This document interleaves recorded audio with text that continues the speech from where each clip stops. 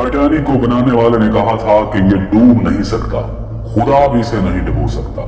फिर ऐसा हुआ कि पहले ही समुद्री सफर के दौरान वो ऐसा डूबा कि आज तक निशाने इबरत है, और उसको देखने वाले जो भी जाते हैं वो भी बड़ी मुश्किल से बच पाते हैं।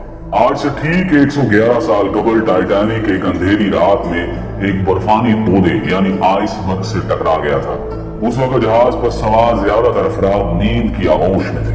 हादसे के वक्त टाइटैनिक 41 किलोमीटर फी घंटा की रफ्तार से इंग्लैंड के शहर साउथहैम्पटन से अमेरिका के शहर न्यूयॉर्क की तरफ जा रहा था, और सिर्फ 3 घंटे के अंदर 14 और 15 अप्रैल 1912 की दरमियानी रात टाइटैनिक बहरा ओकियानूस में डूब गया। वो जहाज, इसके बारे में कहा जाता था कि वो कभी नहीं डूबेगा, न सिर्फ चंद घंटों में समंदर में गर्क हो गया, बल्कि इस हादसे में 1500 के करीब अफराद भी हलाक हुए। 111 साल बाद भी उसे सबसे बड़ा समुद्री हादसा समझा जाता है। सितंबर 1985 में इस जहाज की बाकियात को बहरा ओकियानूस में जाए हादसे से हटा दिया गया था। हादसे के बाद ये बहरी जहाज कनाडा से 650 किलोमीटर के फासले पर 3843 मीटर की गहराई में 2 हिस्सों में बंट गया, और दोनों हिस्से एक दूसरे से 800 मीटर के फासले पर पड़े थे। 111 साल गुजरने के बाद इस हादसे के बारे में मुआम्मे मौजूद हैं। माहिरीन की राय इसके बारे में क्या है, जानिए इस वीडियो में। इस बहरी जहाज के बारे में कहा जाता था कि यह डूब नहीं सकता, खुदा भी इसे नहीं डुबो सकता। इस यकीन की कुछ वजूहात भी थी। Federal university of Rio de Janeiro के शोबा बहरिया और ओशन इंजीनियरिंग के प्रोफेसर और इंजीनियर अलेक्जेंडर डी पेनहो कहते हैं कि इंजीनियरिंग के लिहाज से ये डिजाइन की बुनियाद पर तैयार करदा पहला बहरी जहाज था। कई वाटर टाइट कंपार्टमेंट्स बनाए गए थे, यानी जहाज का एक कमरा पानी से भर भी जाए तो दूसरे कमरे को गर्क नहीं कर सकता था। वो बताते हैं कि इस जहाज की तैयारी के दौरान कुछ मुश्किलात पेश आई थी, जैसा कि जहाज की ऊंचाई कितनी रखी जाएगी ताकि बिजली की तारें और पानी के पाइप ठीक से काम कर सके। इस पर बहुत सोच विचार की गई थी। प्रोफेसर हो के मुताबिक इस पर गौर करने के बाद उस वक्त के इंजीनियर्स ने जहाज की ऊंचाई का तयन किया। यहाँ तक कि सैलाब की सूरत में उन्होंने अंदाजा लगाया कि पानी छत की ऊंचाई तक नहीं पहुंचेगा। उन्होंने छत पर महफूज कंपार्टमेंट भी बनाए थे, लेकिन तब किसी ने बर्फ के तोदे से जबरदस्त टकराव का सोचा भी नहीं होगा। माहिरीन का कहना है कि तसादुम इतना जोरदार था कि जहाज की मेन बॉडी में जहाज की निसफ लंबाई तक सुराख हो गया था। ऐसी हालत में पानी टेक तक पहुंच गया था। जहाज पानी से भरने लगा था। ऐसी सूरत हाल में रेस्क्यू मुमकिन नहीं होता।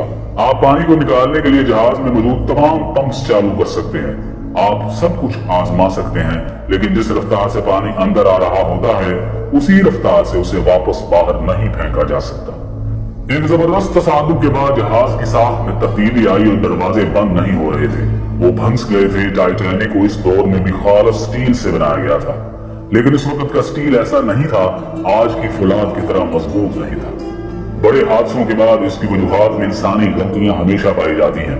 माहिरीन के मुताबिक आइसबर्ग से बड़े खित्तों से गुजरने में मुश्किलात के बावजूद इस पर सफर को तेजी से मुकम्मल करने का शदीद दबाव था। दरअसल ये दबाव ब्लू बैंड हासिल करने के लिए था। 1839 में शुरू होने वाला ये एजाज बहरा ओकियानूस को अबूर करने वाले तेज तरीन जहाज को दिया जाता था। टाइटैनिक को इस एजाज का सबसे मजबूत दावेदार समझा जाता था। इस वक्त दुनिया की बड़ी कंपनियों के दरमियान जहाज बनाने का मुकाबला था।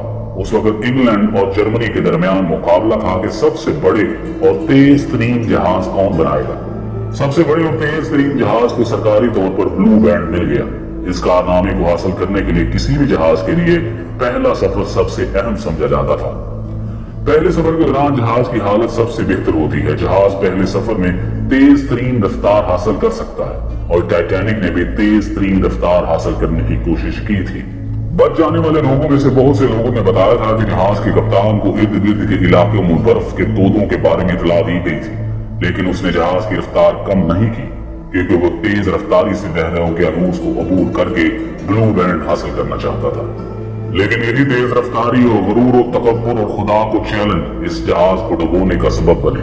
टाइटैनिक हादसे में 1500 के करीब अफराद हलाक हुए, जिसके बाद समुद्री जहाजों के हिफाजती निजाम को बेहतर बनाने की कोशिशें शुरू कर दी गई। इस हादसे के बाद समुद्री जहाजों की हिफाजत के लिए रडार जैसे आलात की तैयारी शुरू की गई। टाइटैनिक के हादसे में बहुत से लोग इसलिए मारे गए कि उनके पास लाइफ बोट्स नहीं थी। اور ٹائٹینک میں لائف بوٹس اس لیے بھی کم تھی کیونکہ ان کا دعویٰ تھا کہ یہ جہاز کبھی نہیں ڈوب سکتا۔ اس یقین کی وجہ سے جہاز میں صرف آدھی لائف بوٹس رکھی گئی تھی۔ یہ حادثہ سمندری جہازوں کی حفاظت کے حوالے سے ایک اہم سنگ میل ثابت ہوا۔ سمندری جہازوں کی حفاظت کے لیے ادارہ جاتی فریم ورک بنایا گیا۔ تعمیر کے دوران حفاظتی پیرامیٹرز کا خیال رکھا گیا۔ اسے مسلسل بہتر بنانے کے منصوبے پر کام کیا گیا۔ آج کے دور میں رڈار برف کے تودوں کو بہت پہلے پتہ لگا لیتے ہیں۔ من از ریش خشک و زردم خودم را بی تو گم کردم